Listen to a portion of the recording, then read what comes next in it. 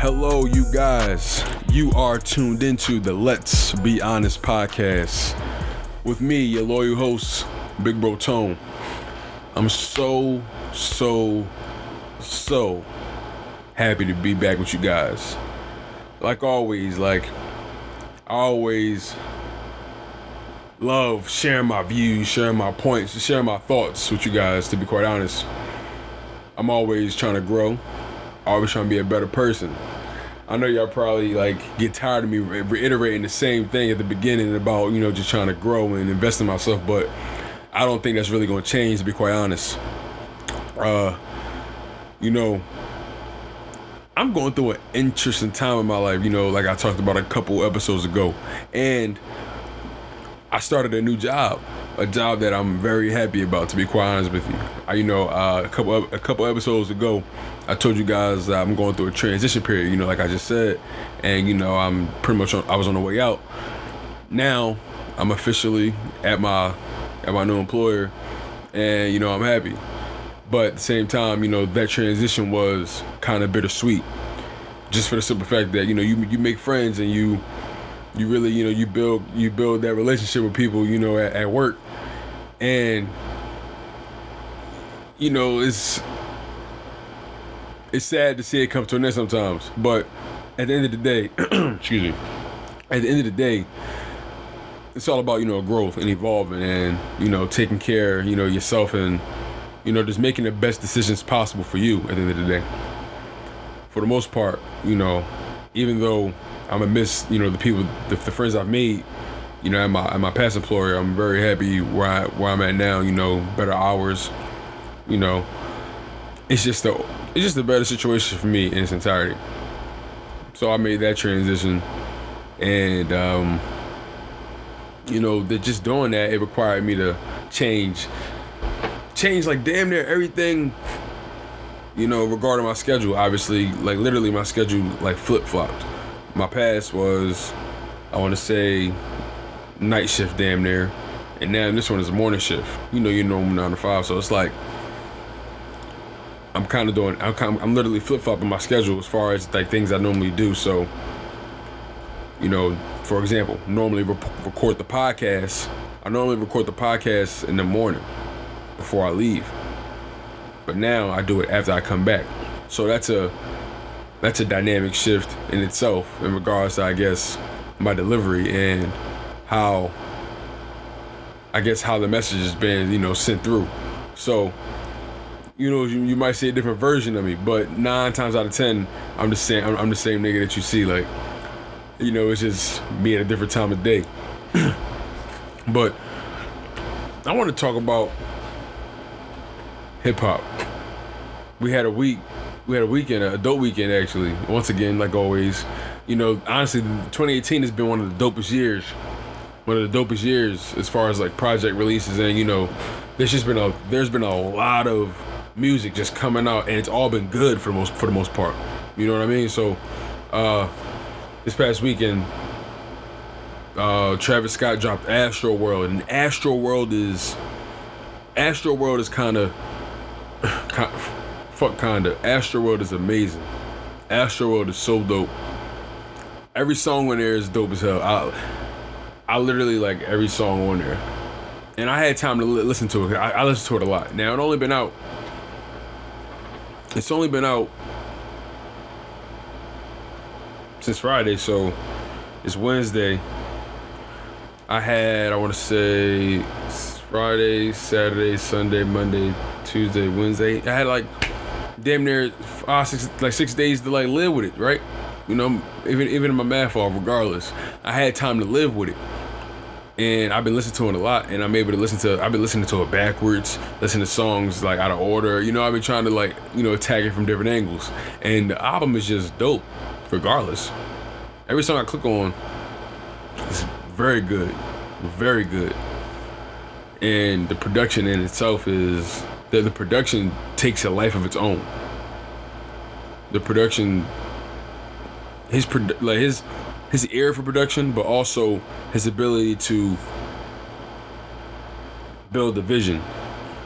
He reached out to so many producers on the project. So many producers that it's almost like unheard of sometimes. Like he got Tay Keith, Mike Dean, you know, he produced some tracks himself. Not all of them, but you know, like because every song literally transitions constantly. Every song has like another layer to it. So he had to team up with so many different producers just to get that overall sound, because it's called the album's AstroWorld, and you know, from what I know, there was an amusement park in Houston, I guess known as AstroWorld, and it got torn down or whatever, or it became something else. It became something else. So I'm not entirely sure, you know, why they tore it down, but he kind of was trying to he was having a nostalgic moment and was trying to recreate that same energy, I guess that same vibe that he got from AstroWorld, the actual amusement park. So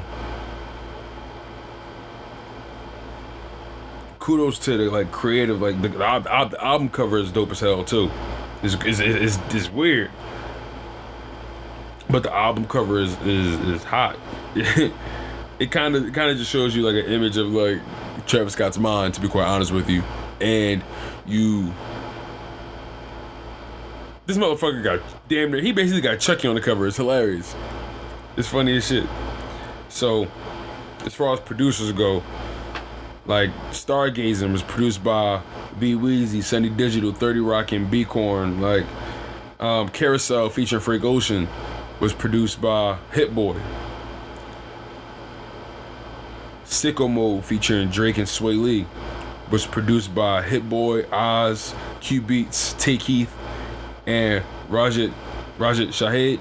I'm sorry, I'm probably not saying his name right. R.I.P. Screw featuring Sway Lee was produced by Travis Scott and FKI First. It might be F Key First. I'm not entirely sure. I like F Key First. That sounds pretty dope. So, I mean, regardless, F Key, yeah.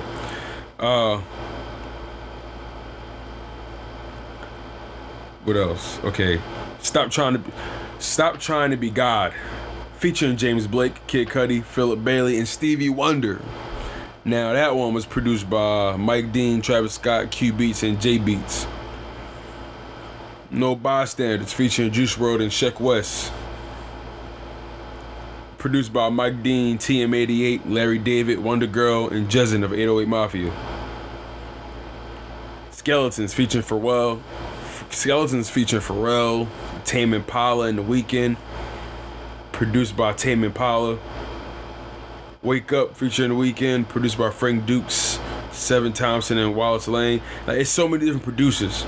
Who What featuring Quavo and Takeoff, produced by Cardo and 30 Rock. Yosemite, produced by June James and Turbo. Astro Thunder, produced by Thundercat, John Mayer, Frank Dukes, River Tribe. Maddie of Bad Bad Not Good. Coffee Bean, produced by 1985. Houston Fornication, Seven Thomas and Wallace Lane. Just so many different producers. Murder Beats for Butterfly Effect. Felix Leone. So many different fucking producers. Damn. And that just begs the question, how the fuck do you cut a check in regards to how this album is, like, I mean, just seriously, I mean, that's not even what I care about for real, but it's just crazy how he able to just build, it's almost like a puzzle piece with all these different artists, and he just figuring it out and just making it work. This is crazy. Tay Keith in particular is making a name for himself tremendously. Tay Keith is the mastermind behind Block Boy JB hits. Seriously, all of them. Like those beats that you hear, like those bounce, like the ones that Drake been fucking with lately. Yes, Tay Keith is responsible for those. So definitely, I need to show Tay Keith some love, because he killing it right now. He one of the hottest producers right now. Like in such a short amount of time, it's ridiculous. And I'm pretty sure it's only going to be up now. I hope he don't just, get stuck in the pocket and don't grow, with the, you know what I mean? But regardless, he going to be cool. Tay Keith is killing shit right now. I'm pretty sure, Travis Scott, like I said, the song Sicko Mode, ridiculous. That song has basically 3 different beats or 3 different parts or 3 different layers, however you want to call it. Travis Scott went all in on this project.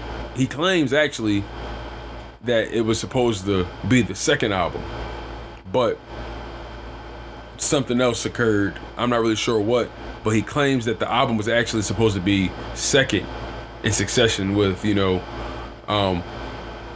Rodeo and then Birds in the Trap third. But it happened the other way around, obviously. Birds in the Trap was second, AstroWorld is third, Rodeo first. Regardless, nonetheless, I think everything happened the way it's supposed to happen. Birds in the Trap was hot, had great songs on it. Memorable songs for sure that I always go back to. AstroWorld lives on its own. He kind of gives you so many different sections of his mind in his music. By listening to Rodeo, you experience the wild side of Travis.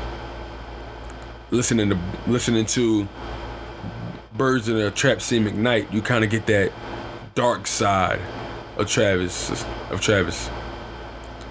Listening to AstroWorld, you really get that. It's almost like I don't want to say playful, but you get the maniacal side of Travis, and I mean that in the most respectful way. His mind is so unique when it comes to visuals and how he's orchestrating the production through his vision. It's honestly something to behold of. I really think this album is dope, and I think it's going to live well. I honestly think it's going to live well. He even had a lot of features, but I like the fact that he hid them. I mentioned this on my Instagram. I love the fact that he hid the features, because hiding the features gives you a sense of anticipation.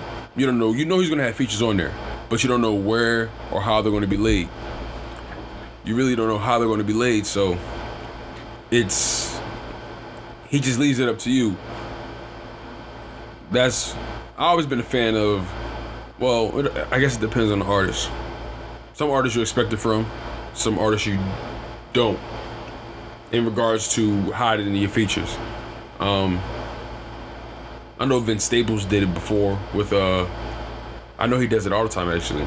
In particular the album Big Fish Theory. And who else hid features of their albums? I don't know, I should probably look more into that, but Travis Scott, extremely dope project. Very happy about it. I still listen to it to this day. So, moving on, I want to talk about YG Stay Dangerous. YG Staying Dangerous isn't... YG really can't miss when it comes to his lane. He always know what to do and always know what to give us.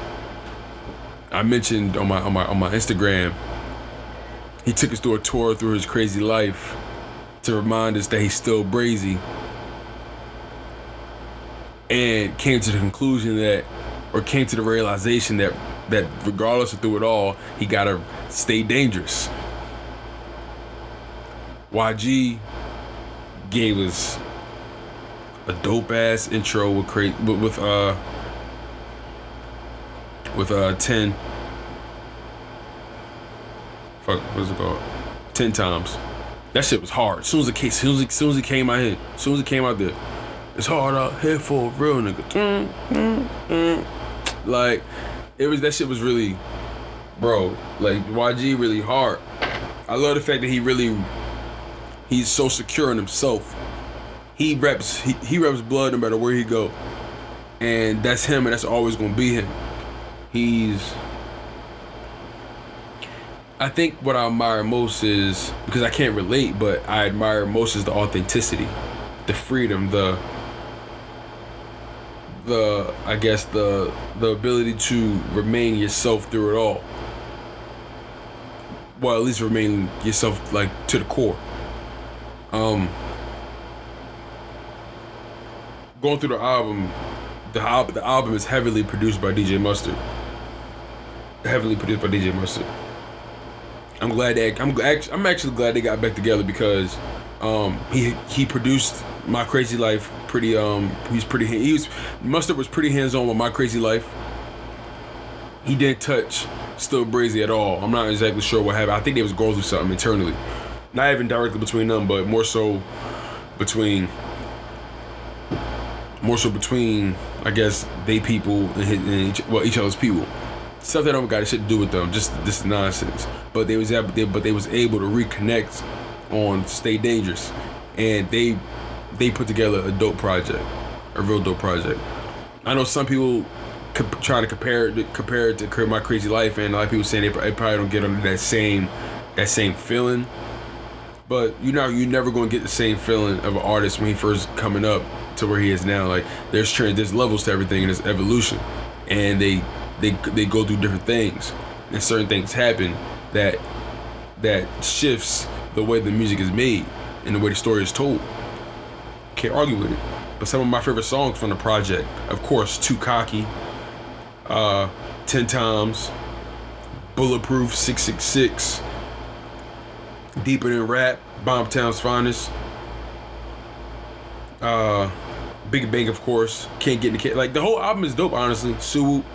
It's like you just get that pure YG feeling like through the music no matter what. He's always going to give you like what he knows best, and he does it very well. He's another artist that's very good at staying in his pocket, and not only staying in his pocket but knowing how to maneuver within the pocket and make the pocket work for you. Never doing too much. Always staying true to the core, as I said before. As far as features go, J305, A$AP Rocky, 2 Chainz, Big Sean, Nicki, Ty Dolla $ign, Quavo, Young Boy Never Broke Again, Mozzie. Pretty solid features. Most of the features is on one song, which is Big Bank, which was the single for the album. But nonetheless, every feature, no feature, in my opinion,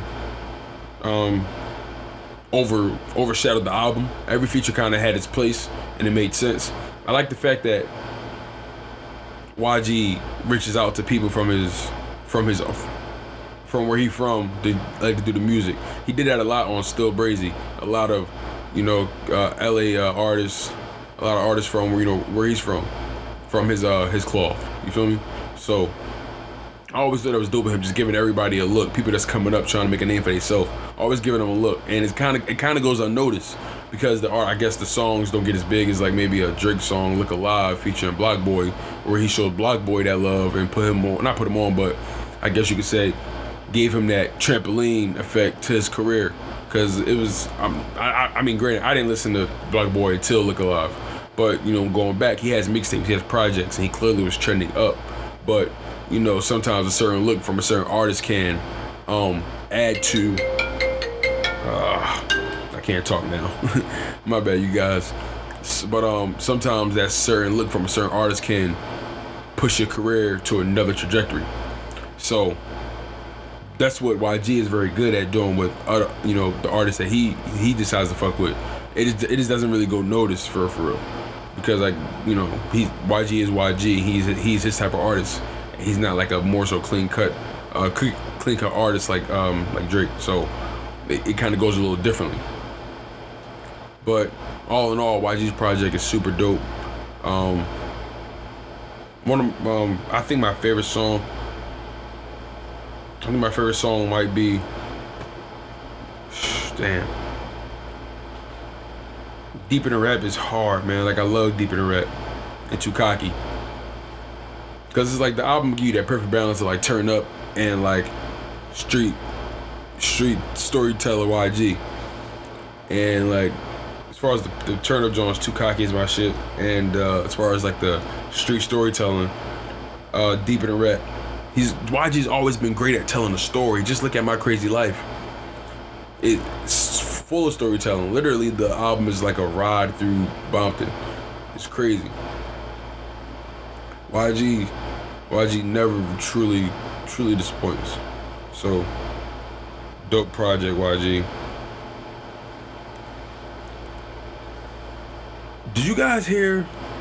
Now tell me in the comment section. I need y'all to always put something in the comment section. I need y'all to talk to me. Let me know how you feel about the podcast. Let me know how I'm doing. But did y'all see J. Cole's recent freestyle? Album of the year. That shit was hot. He went in off of ooh, chi wally wally, ooh, chi bang bang, ooh, chi wally wally. You really? Yeah. Like, some of that might be before a lot of like young people time, but that shit was hot when it came out. And you know, shout out to Nas for for taking the jump for that song. But he went in off of a dope beat. Actually, Nas is J. Cole's favorite artist, and it makes perfect sense. He went in off of the beat, and he murdered it. Just murdered it. As a matter of fact, J. Cole just tweeted yesterday or the day before that all producers send me beats now. I'm ready to murder shit. I'm killing everything. It's J. Cole in his bag now. One of the biggest things people always put on J. Cole, or a stigma that they put on his career, or a blemish, is the fact that he doesn't choose to rap over any other producer's beats except for his own. Bottom line, if he doesn't oversee the beat or like directly is not directly hands-on with the beat, he won't rap over it, and people always give him flack for that. Me, in my opinion, I don't really care. J. Cole's hot regardless, but it would be dope to hear him on maybe a T. Keith beat. You never know. Or, maybe hear him on a F. Keith first beat. Or, you never know. Like, just anybody's beat right now. Just anybody but himself.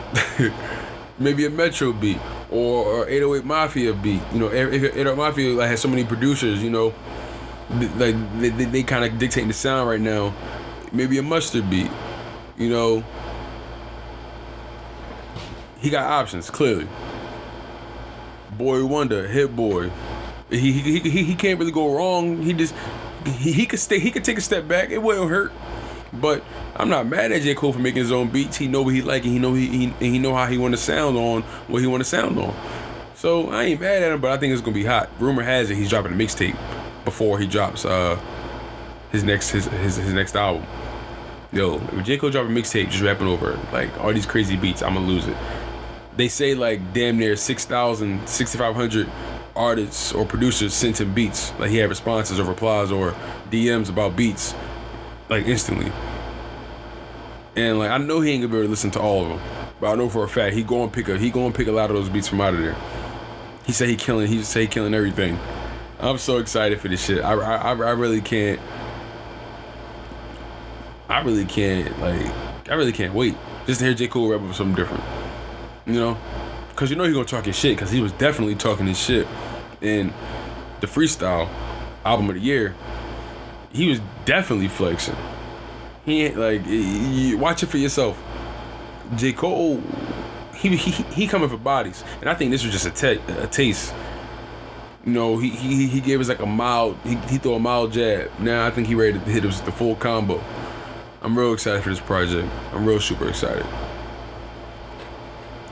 But this is gonna be a shorter episode, just for the simple fact that I feel like I was just on a rapid fire, and I was just feeling it, and I had to keep going.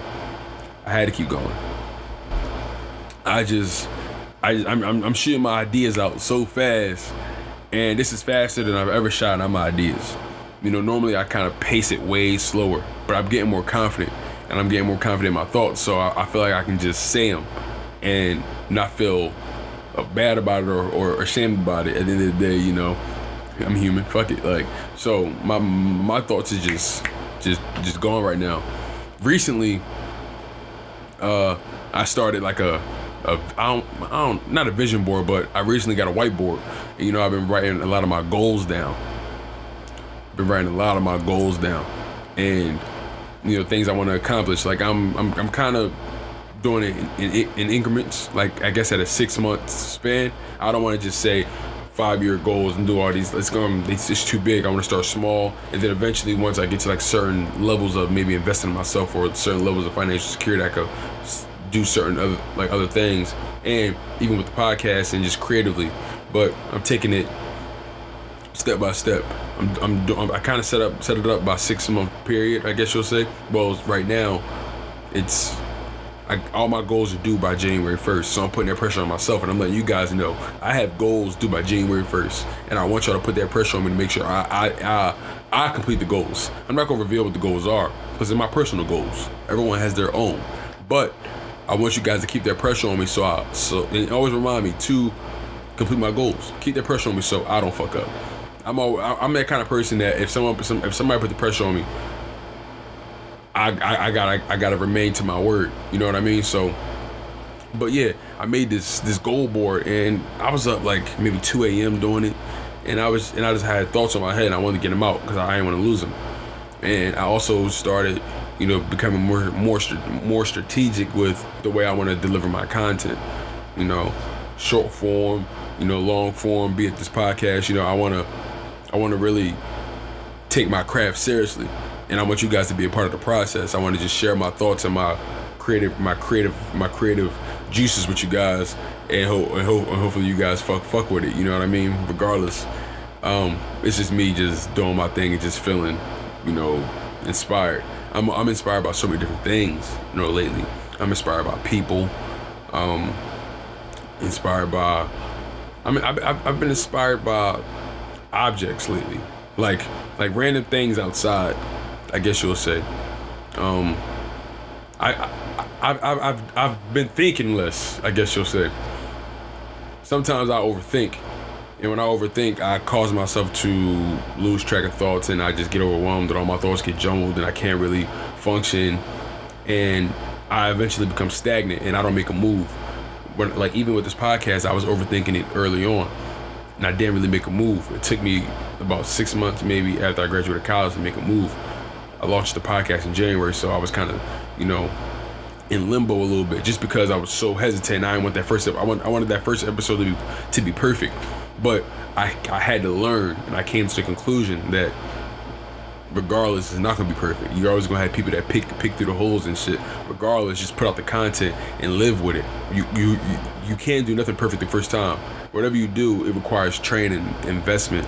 It requires dedication, passion. So I really want to give all this to this podcast. So I had to just go all in and do it, and I'm getting better each and every episode. I'm starting to think less and just do more. I'm not just on this podcast just ranting. I'm not on the podcast just talking about whatever. I feel calculated a little bit, but at the same time, I'm just letting it flow, and I'm just speaking it into existence. I'm a firm believer in putting that energy out there. The universe is bound to work in your favor. I want to, have my own radio show in Philadelphia eventually. I want to grow into bigger markets. I want Philly to be another mecca for media, Philly media. Like I feel like Philly was such a mecca for hip hop at one point, and then, relationships change as far as whatever, however you want to slice it. The Philly just hasn't been the same as far as like in its entirety. Philly used to really dominate rap for a period of time. As far as I feel like we had rappers everywhere. I was having a conversation with one of my coworkers. We had rappers damn near in every section of hip hop. From Philly, and but as far as media goes, I feel like I want to, and just creative genius in general, like not even just with music. I feel like Philly has always been a mecca for creators, but it hasn't been given the true stamp. I want to be a part of that. I want to help push the culture forward in Philly. I want to put other people want to put me on, and I want to just help. I want to just be a part of the entire creative process that's going on through Philly. I want to have my hands on, so many different things in regards to just creating and, just supporting people, putting people in position, connecting this person, that person, just networking. Networking is everything. And, I want Philly to be completely unified again in regards to just creatives. You know what I mean? I feel like so many creatives come out of New York, you know, LA, Chicago. I need Philly to get back in that conversation. You know, we got people that did it, but you know, it's time for that just next wave. It's time for it. It's time for it. Let's push that forward, Philly. Let's move our culture forward and just take over the world. Why not? Philly is amazing. Philly is a beautiful city. I love Philly. You know what I mean? But I feel like the only way I can maybe help my city is by leaving, then coming back. That's the way the model is. Leave, then come back. You know, then build that foundation. But could I change the model? Sure. Hard work, dedication. You know what I mean? Who knows? It's all about the way life takes me. You know, like I said, I'm so creatively energized as of late, and I want to just keep creating while I can, while I'm here, while I'm alive. And I love this shit, and I love this podcast, and I love you guys. So you guys were listening and tuned in to the Let's Be Honest podcast. I'm your loyal host, Big Bro Tone. I want you guys to stay humble, stay healthy, and most importantly, stay hungry. One love. God is love. He's the only love. Saladin.